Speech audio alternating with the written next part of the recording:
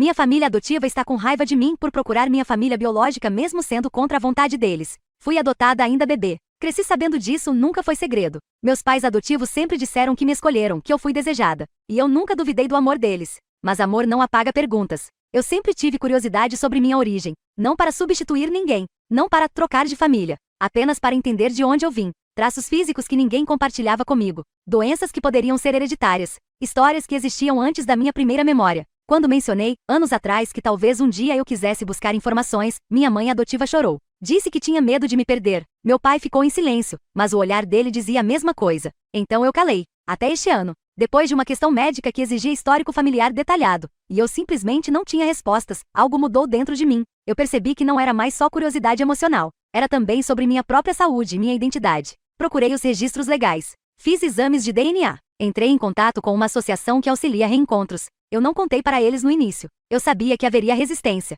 Mas quando recebi uma possível correspondência com uma mulher que poderia ser minha mãe biológica, eu senti que precisava ser honesta. Eu sentei com meus pais adotivos e contei. O silêncio que veio depois foi pesado. Minha mãe perguntou com a voz quebrada. Então o que nós fomos para você? Aquilo me atravessou. Eu disse que eles foram, e são meus pais. Que isso não muda. Mas que existe uma parte da minha história que ficou em branco, e eu preciso preenchê-la. Meu pai foi mais direto. Disse que eu estava sendo ingrata. Que depois de tudo que fizeram por mim, eu estava basicamente dizendo que não era suficiente. Eu tentei explicar que amor não é competição. Que buscar minha origem não apaga o que vivi com eles. Mas eles já estavam feridos. As semanas seguintes foram frias. Minha mãe não me ligava como antes. Meu pai respondia mensagens com frases curtas. Um jantar de família foi cancelado porque o clima não estava bom. Mesmo assim, eu segui com o processo. E então aconteceu o encontro. Eu estava tremendo. A mulher na minha frente também. Não houve abraço cinematográfico. Houve silêncio, lágrimas contidas, perguntas hesitantes. Ela explicou que era muito jovem, sem apoio, pressionada pela própria família. Disse que nunca passou um aniversário meu sem pensar em mim.